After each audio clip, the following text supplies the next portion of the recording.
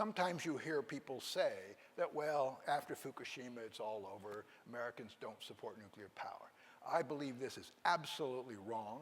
I believe that there's no evidence whatsoever that the Americans have revived or that Fukushima reignited the anti-nuclear movement of the 1970s in this country.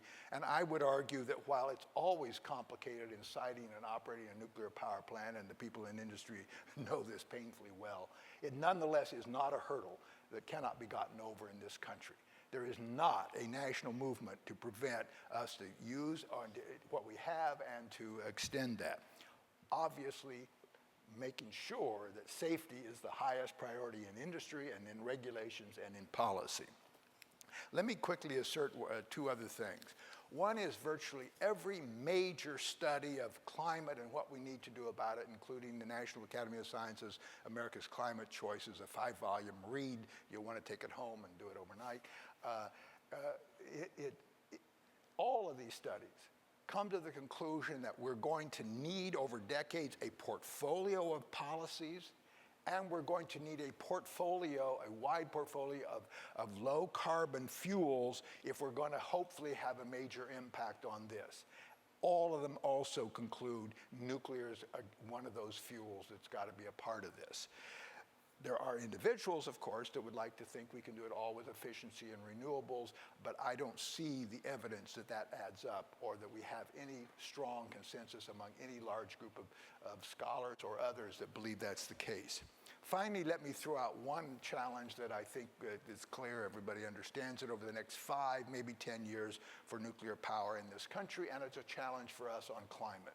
And that is, with this wonderful new supply of natural gas, and it's cheaper, there is no question that it, among other things, are changing and buffering utilities and the entire industry in this country, kind of thing. And while it has many pluses, I think one of the things that we must think about, and I don't think there's any easy answer to this, is as we advance energy efficiency, as we advance and solar and wind and renewable power in this country, and as natural gas marches forward, for climate reasons, it's really important that those movements substitute for coal and not substitute for nuclear. Otherwise, we have a bigger hurdle to climb in taking action on climate. Well, with that, let me quickly turn to the governor, who's been doing some important work in this issue, and please. Well, thank you very much. I figured that this was a perfect time, since NEI supports CASE, they fund CASE, the Clean Safe Energy Coalition, of which I am the co-chair with now Ambassador Ron Kirk. And we have a great relationship. He and I are on another board together. He was the mayor of Dallas and President Obama's trade rep. And what we're about and there's no better time, I believe, than for us now to do what we're doing, which is to take out the word about nuclear energy, the role it plays today in our energy mix, the role it could and should play in the future. We're up to about 4,000 members. And when I say members, as most of you know, it is not just individuals, it is also organizations, labor unions, chambers of commerce, institutions of higher learning. There are a number of those that are members. Environmental community, not so much. They're never going to embrace nuclear, but we are finding more and more that they're not fighting it because they care so much about climate change and about clean air. And that's really where we find that we're making a lot of advancement. We tend to go into states where there is an appetite for nuclear, where you have a reactor that is going to be up for relicensing, or where you have new reactors coming online. So obviously I spent a lot of time in Florida, in Georgia, and South Carolina. We were just in Tennessee. We go all over. Ron and I go separately so that we spread the wealth around, but we go all around the country. And the important thing is that we don't just talk to the believers. We actually will get and do as many forums as we can that are open public forums. We'll do call-in shows on radio, on television, op-ed boards, all to get out the message of the role nuclear plays. And the thing that we find today, and to back up what the congressman said, there is an appetite for nuclear in this country, and particularly when people have information. They cannot make good decisions without information. We are very clear, I am, and I know Ron is as well, when we go out, that we say, look, nuclear isn't a silver bullet. It isn't the answer to all our energy problems, but it's got to be part of it, and particularly if you care about clean air and climate. And I do care about those things, and I think the American people care about those things. And I also concur that I think we're going to see some action. I believe we're going to see action. After we get through the next presidential race, we will see some action on carbon. How that happens, whether it's a revenue neutral tax on carbon, I couldn't predict if it's a cap and trade. But the interesting thing, and what we're seeing reflected as we go around the country, is what has been traditionally true in this country. The states are the laboratories of democracy, and you see a lot going on now at the state and local level that I believe is going to push the federal level. I keep reminding people the Environmental Protection Agency wasn't created because Congress suddenly decided, gee, we want to take on environment. At that time in 1970, you had cities that were burning because of race riots, you had colleges that were being torn up because of anti-Vietnam riots. There was a lot going on in this country. It was an extraordinarily turbulent time. But what you had was the American people who said, you know what, we're tired of being told we can't go outdoors in the summer because of bad air quality. We're tired of seeing our children get asthma and the elderly suffer from respiratory and heart problems because of bad air quality. We don't like looking around and seeing our land turned into a garbage dump. And oh, by the way, it's not terribly reassuring when rivers spontaneously combust. And then Rachel Carson wrote The Silent Spring. And those factors are what motivated Congress to take on this issue, so that you had a Democrat Congress working with a Republican President, Richard Nixon, that got the Clean Air Act, that got the Safe Drinking Water Act, the Clean Drinking Water Act, and established the Environmental Protection Agency. I believe it is very important for us to continue to talk about and educate people as to the record of nuclear energy, the safety record, the reliability record, to push people to engage in this issue and to engage in the creation or the call for the creation of a national energy policy. I would like a national energy policy that says we want clean, green, reliable, affordable energy, and leave it at that, and let the marketplace figure out what's the best way to meet those goals. But what we do with CASE to help promote nuclear energy is just provide that kind of information, answer the questions. They're legitimate questions. They're questions people should be asking if they're serious at all, and then let them make the determination as to what's going to be the best mix of energy for them. And remind them there are trade-offs from any form of energy. There's going to be trade-offs, and you have to decide what you're going to live with. We find more and more that people are saying, yes, nuclear is too important. It punches way above its weight. What it provides for clean air, what it provides in reliability, and so they become much more comfortable with the idea of expanding nuclear, living with nuclear, and irrespective of the economic impact, because that's the other thing CASE does. While we don't lobby and take positions on particular pieces of legislation, we leave that up to you all and to NEI and to the compatriot organizations. We do talk about, hey, Congress said there should be a national repository. Let's get on with it. Doesn't have to be Yucca Mountain. Personally, I have my own opinion on that, but we don't say that it has to be. But what we do tell people is you've got to start to get engaged in this. We've got to start making progress, because this is too important to the future of our country, both domestically and internationally.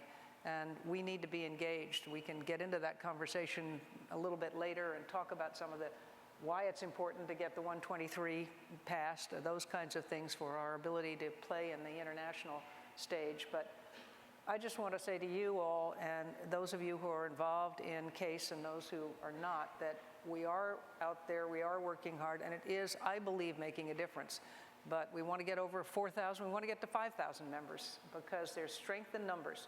And when it comes time for the decision makers to determine the type of energy mix they want, and they'd like to consider nuclear, it makes all the difference in the world if they can look over their shoulder and see that there are respected opinion leaders who are saying you're not crazy to be considering this. And that's what I think will make the difference in the long run on nuclear energy in our today and going forward.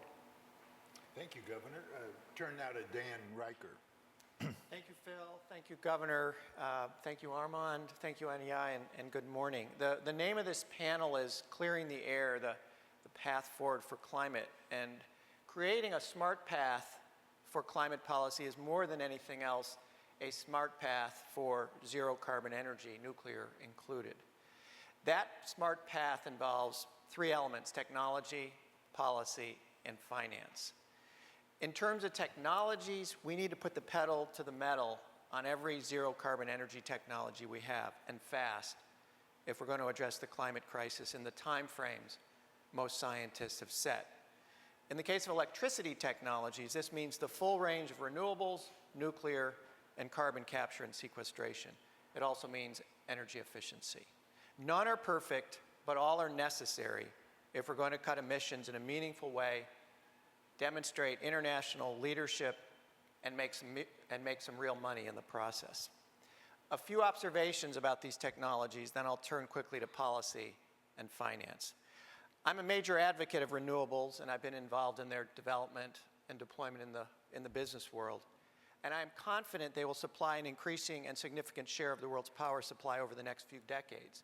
But I don't believe they will do so quickly enough to address the climate crisis. Plus, they have their own set of challenges: intermittency, cost, and siting. We're making good progress on each of these, but we have some distance to go. I say this as someone who has devoted a major portion of his career to renewables. Another zero carbon technology, carbon capture and sequestration, is getting more real by the day. The International Energy Agency, the IPCC, the Department of Energy, all have weighed in strongly about the need for progress on CCS, and DOE has provided significant support. The good news is that a diverse array of US companies are moving forward with large-scale CCS projects for both power and industrial facilities. NRG with a CCS unit on a coal-burning power station, Exelon with a CCS project for a natural gas power plant, ADM with CCS for a large ethanol facility, and Air Products with a CCS unit on a refinery. CCS is not yet fully economic, but with markets for the captured CO2, like enhanced oil recovery and improved financing, it's getting there. And like all of the zero carbon technologies, with a serious carbon price, the technology would be in the money in many contexts. So what about nuclear power? As Carol Browner has stressed in the climate context, you can't take a clean source of energy off the table. We need to keep this in mind as we consider the fate of the current fleet of US reactors, build the next generation, and invent the ones that will follow. In the case of existing US reactors, climate math depends that we carefully consider the fate of our 100 current US plants. Consider twin 1,000 megawatt reactors with a 90% capacity factor slated for closure. Replacing that level of zero carbon generating capacity with solar and wind is no small task, especially with the firming these intermittent electricity sources require. Hydro can help in this regard, but in a place like California, where I'm from, with our worsening drought, its contribution is declining. Fast ramping natural gas power plants can help, but that does put some carbon in the atmosphere. Storage can also help, but we have to get further down the cost curve. In the case of new US reactors under construction in the US, much rides on bringing them online for a reasonable price in a reasonable time frame. We have some challenges on that front in Georgia and South Carolina. The track record of those projects will have much to say about what follows in the US in regulated markets, and even more so in competitive markets. And in the case of the next generation of nuclear technologies, the government can help, but the private sector has to stay in the game with its own capital at risk. That is tricky right now as we see some companies pull back from commercializing SMRs, for example, but I'm hopeful others will keep at it. And the good news is that there is venture money still flowing to early stage technologies now in the pipeline. And of course, in all of these contexts, safety must be paramount. Fresh out of college, I served as a staffer on the President's Commission on the accident at 3 Mile Island. I was struck then by the speed with which a nuclear reactor accident can reduce public support for the technology in a way that no other energy option usually faces. Safety first. There's also nuclear waste. I'm increasingly confident there that we can find a safe interim storage site in supportive communities. Finally, in the technology category, natural gas can help stitch together this all-of-the-above energy package together with its flexibility and current modest cost. Turning to policy, we need supportive policy across the board. That starts with a smart carbon policy. In the US, That policy is not going to be a revenue-neutral carbon tax anytime soon. It's not going to be a cap-and-trade system. It is likely going to be the third best option, EPA's carbon regulations, particularly Section 111D. I am confident that EPA will finalize 111D. I think it has a decent chance of surviving litigation in the DC Circuit, and I think there is a decent chance the Supreme Court will not take the case.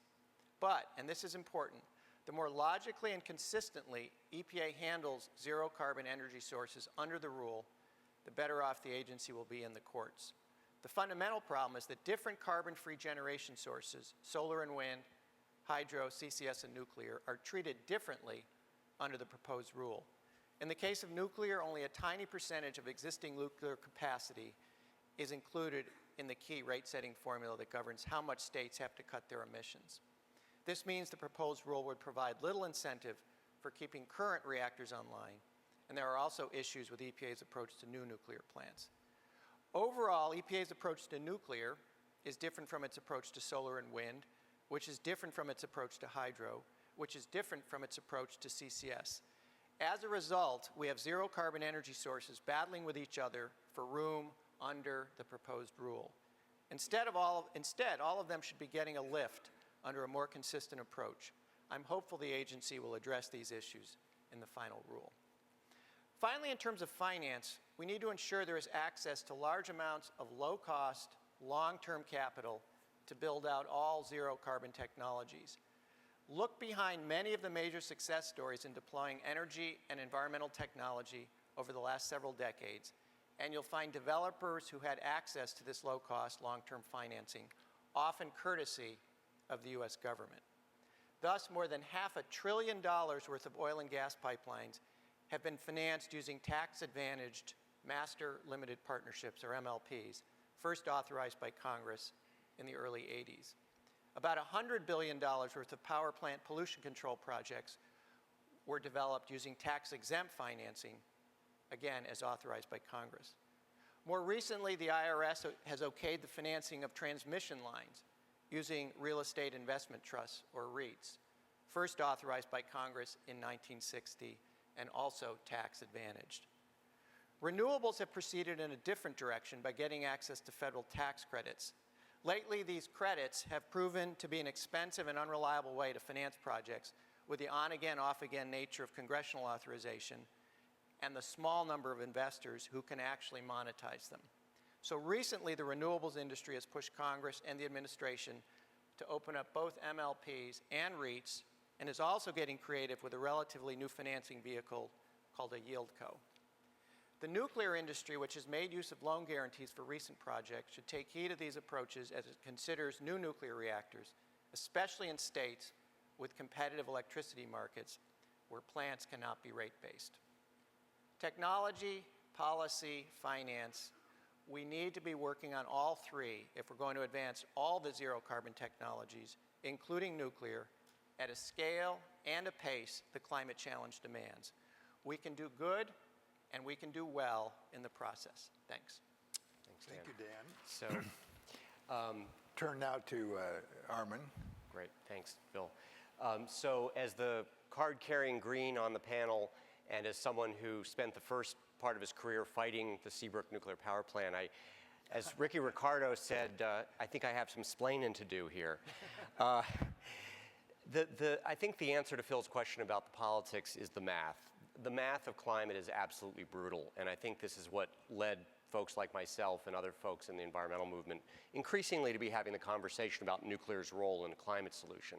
So the latest numbers are, in broad terms, we have about a cap of 800 billion tons of carbon we can put in the atmosphere before pushing climate into territory that human beings have never been in. 800 billion tons. We've already chewed up about 550 billion tons of that budget. That leaves us with about 250 billion tons.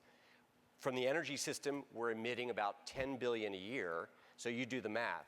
That gives you 25 years before you've crossed your point of no return. And that's a big deal. It's even worse because, as was remarked earlier, the world is growing its energy demand very fast.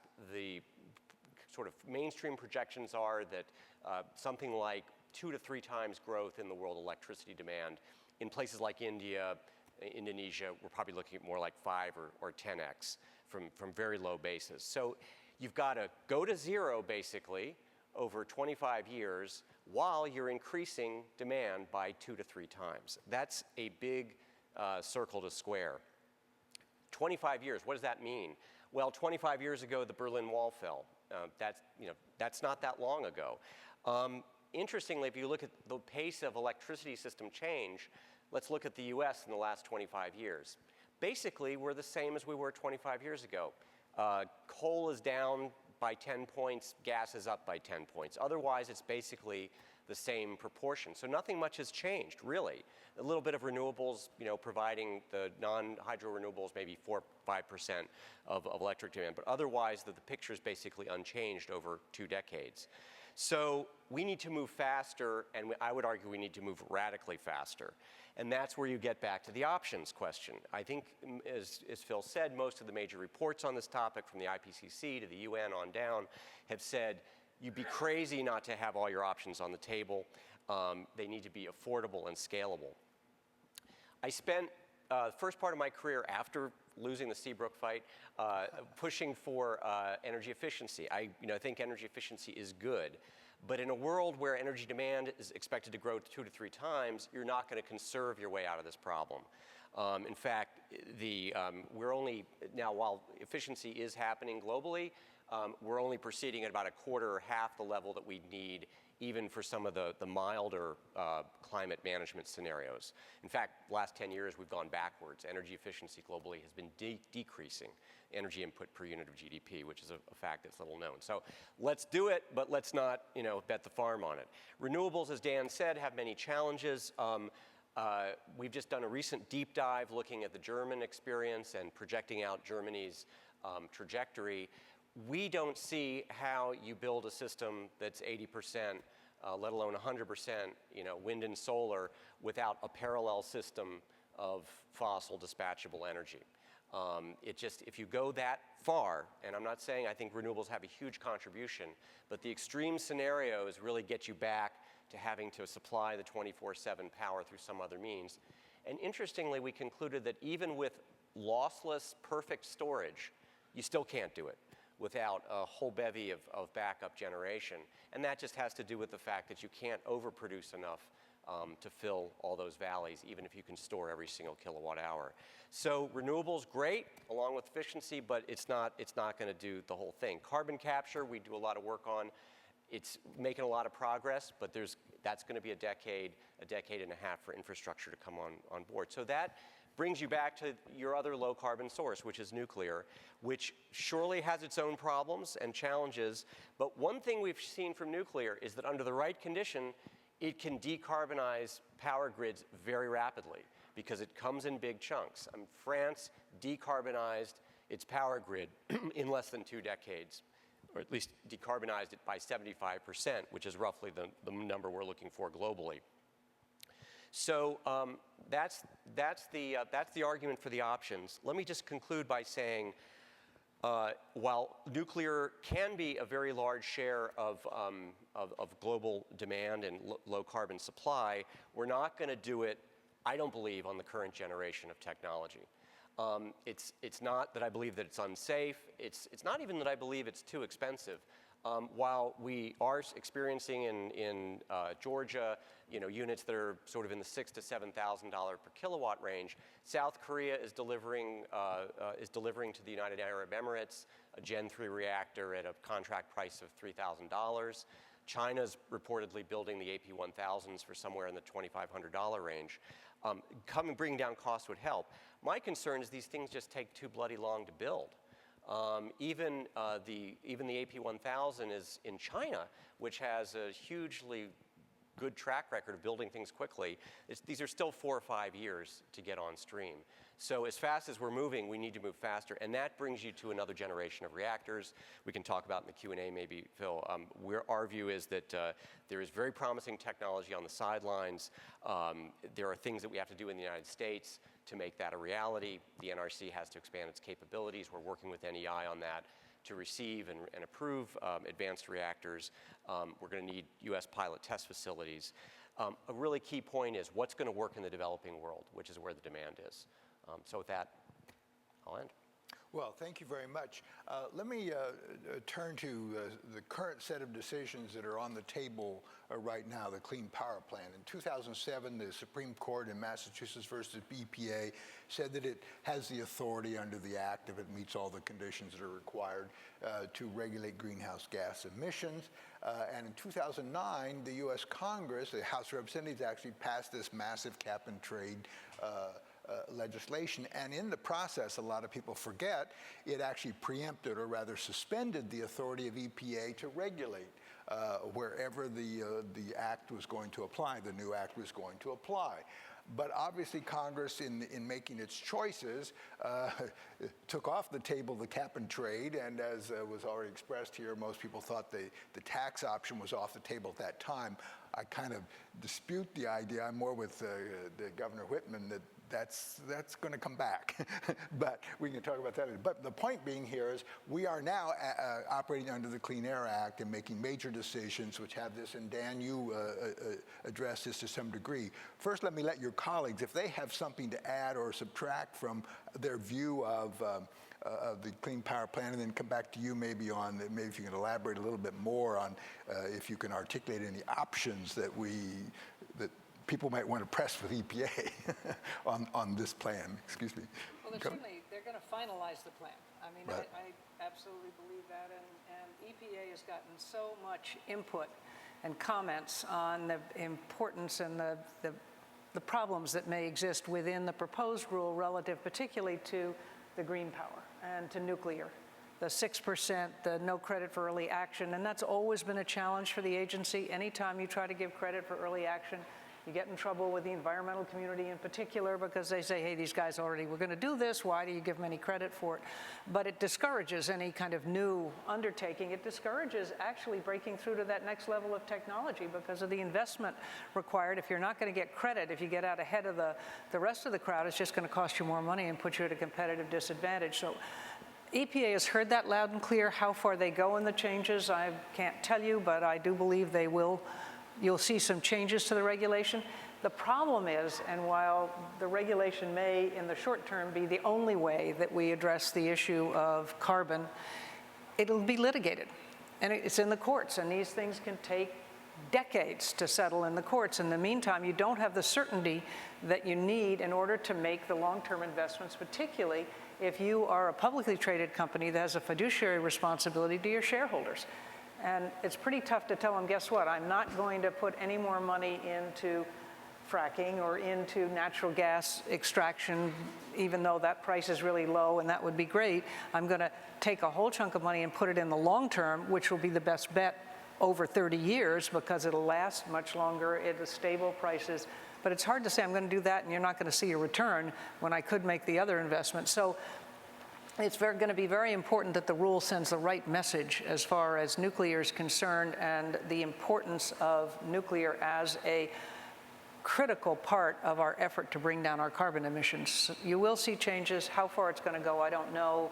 The reg is going to be the dominating thing it's going to frame the discussion going forward, but it's going to end up in court. So ideally, we need a national energy policy and we need something out of Congress on this.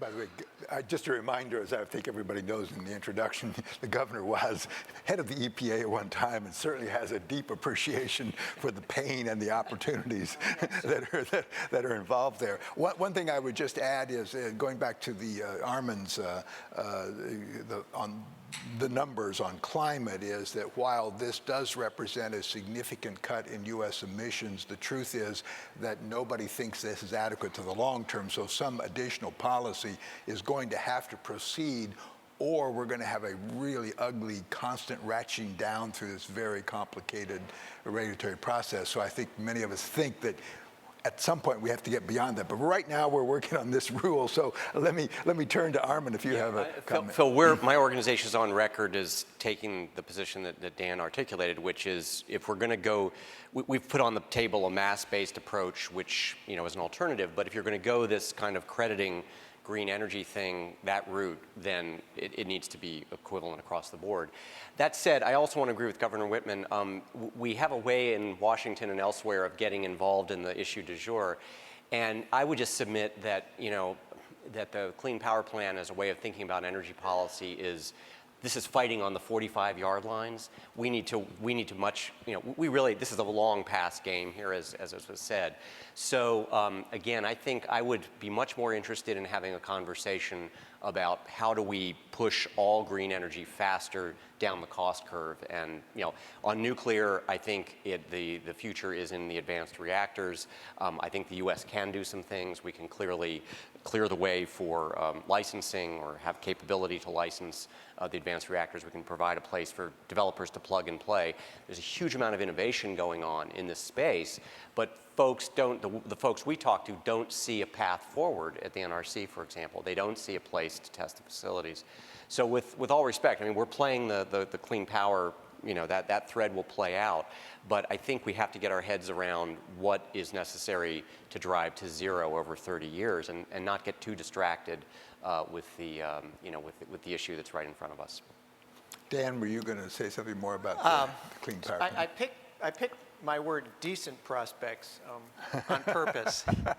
I didn't say great prospects. I think there really is some likelihood that this is going to get held up in court, in the DC Circuit, by the Supreme Court. It's very hard to predict. This is a complicated way to be addressing carbon emissions. This is a provision in the Clean Air Act that really wasn't designed to take on something like this. But it is the option we have landed on. If it does get stopped, I agree. We may be back to Congress under a new president, a new Congress. We may take this up in a few years, and I'm hopeful that the learning under the Clean Power Plan and a lot of other things, maybe there's a deal to be struck. I do think a revenue-neutral carbon tax is the smartest way to go. It is market-based, and it would allow for the kind of competition among sources, zero carbon sources, that would really get us down the road furthest and at the lowest cost. Well, I would just add the political path that some see as possible that make the carbon tax more possible is through the tax reform, in which what you're trying to achieve, everybody once believes we need a fair tax, and everybody knows we need a system that is more recognizes the importance of economic growth. And there are plenty of provisions you can find in the current code that people don't like on one score or the other. And there's a nice little simple theory that if you'll just take away all the deductions and you can cut all the rates, and we will be gloriously happy in this country. I was there in 1986 when we we did more than dabble with that concept and worked hard at it, but we discovered that not everybody was willing, nor in the industry, willing to give up their credits, and they weren't also pleased with the tax cuts that they got. It wasn't enough. My point being that many people see that to make a serious effort, as many people think is important in both parties, on tax reform, you need an infusion of some kind of new dollars with a tax. And therefore, you set up a politics in which it's not we're just dealing with climate alone and then it's yes or no to climate. It is a matter of there are trade-offs and positive gains that can be gotten both for the economy and for various factions in the country that may make this politically more palatable. Now, I don't pretend I've not been smoking anything. I don't pretend this is like to happen before the end of the year, but it actually may be closer on the table. And also, a lot of people now have begun to look at the complexity of 111D and the various policies at the state, some of which overlap, some of which conflict among states, and beginning to say, isn't there a better, cleaner way to do this from an economic point of view and a cheaper way, kind of thing? Well, excuse me, I've gone off to preaching. We have a number of economists at RFF that are working on 111D, a number of them working on carbon tax and other issues. But let's just go one quick more round on this sort of beyond 111D. If you have several people have articulated, I just don't know if we want to articulate sort of some other options that we need to be focused on, either R&D or other options that we ought to be focused on to advance nuclear in the mix of this. On a slightly different tack, which I think is important as we enter into this discussion, to remind everybody about the importance of climate change as a national security issue. I mean, ironically enough, it was Ronald Reagan who made it a regular part of the National Security Council agenda. He may not have believed in it much, but he figured there was something happening and it was going to be important. Now the Joint Chiefs of Staff call it a threat enhancer. It's taken very, very seriously. And it is something about which we need to be concerned because it destabilizes countries. When you have droughts, and you look at what happens in the sub-Sahara, when you have droughts and you have people migrating into other countries, usually many of them do not have the most stable governments to begin with. It causes all kinds of unrest. It's a fertile ground for those who don't like us a whole lot to find recruitment. What do you do with an island like Vanuatu? If it floods and those people, where do they go? Who takes them? Are they still members of the United Nations? The Bering Sea opens up. There are oil deposits, they believe, under there. Russia wants those. Canada wants those. We'd like to have a part of those. How do we respond and deploy our troops when there are more natural disasters? Because we do. So that's all part of the equation that would push us, I believe, to an understanding that we need to start investing in our cleaner and greener energy. And the big gorilla there is the nuclear energy to get the biggest bang for the buck while never ignoring the rest of the green power or demand reduction, all of which are important. But we need to start thinking that this is more than just about us and our ability to have 24/7 power. It's also about us and our ability to live in a safer world. And I'd add, on the exciting and optimistic side, there is serious money to be made here. The IEA, the International Energy Agency, says under almost any direction we go in terms of meeting global energy demands between now and 2035, we're going to spend on the order somewhere between $35 and $40 trillion, whether we do it any number of pathways in terms of technologies. The country that has the biggest chunk of that is going to do very well. The companies that have the biggest chunk of that within those countries is going to do very well. That's why this is such a rush in California right now, across a whole spectrum, you know, from early stage venture investing to late stage project investing and everything in between. There is big money to be made dealing with energy demand and big money to be made moving towards these low and zero carbon energy sources. And I think to some extent, as a country, we're making something of a mistake, not stepping up to that opportunity in a much more organized way. The Chinese, as a country, with the companies, have said, we're going to own the largest chunk of that $38 trillion market, and they're working towards it. I'm glad they're working towards it when it comes to the development of key technologies. You know, there's need for great collaboration among countries on this, but competition's important too, and we should have a big piece of that. And that's getting ourselves better organized in the business community and the policy community. Bill, I don't have a lot of answers to your question about what's the right set of policies, but I think we have to ask the right question. The right question is, how do you displace the massive coal build that's pent up in South Asia, in Africa, and then how do you take the existing coal plants that have been built in China in the last 10 years, are going to be pumping out carbon for the next 50 years, and retrofit them, have something to displace them. And those are two big challenges, and I would submit that that's a speed challenge and it's a cost challenge. How are you going to get stuff that's cost competitive with those units? And I think that's the R&D commercialization agenda. You could say, let the Chinese figure that out. I mean, they seem to be doing a pretty good job of at least taking Western designs and adapting them. But I do think the U.S. has a huge role to play. I think I'd be, probably accused of being a little bit off center if I said, we're going to have 300 more reactors in the U.S. I don't think that's going to happen. But I do think what the U.S. has to contribute is an enormous amount of intellectual property. The innovation on nuclear, U.S., Canada, and the U.K. is where it's happening, but mostly in the U.S. There's an enormous amount of, folks have talked about at this meeting, young people coming into this field. So the question is, what is the U.S. role from a policy standpoint in enabling a global build out, which is where it's going to happen, and getting those price points down and the innovation happening? I mentioned two things. If we could get the NRC to get its head wrapped around this and give it the resources to do that, and then the second is having some sort of test pilot facility. Those are just two ideas, but I think that's the right question, is we got to stop thinking small. It's how can nuclear take a third of that build out? Well, that's where it also gets important that you have the reauthorization of the EXIM Bank and you get the 123 agreements. Because when you start talking about the money, if you just talk about the nuclear, and you heard the statistics, 500 billion to 750 billion, Russia is the other one that's taking, China's taking 20% of that, Russia's taking 20%, we better be there. And if we don't have, in the 123 agreements, they bake in some of our standards, some of our requirements, and that to me is very important. And if we don't have an ability to function and to be there and participate in those other countries as they do the build out, I think we're going to be in a very difficult place. Well, and I think what this conversation, which we're about to close out, represents a very significant change in the way we debate, I hope on Capitol Hill, but I think in general in this country, about us as a nation in this global situation.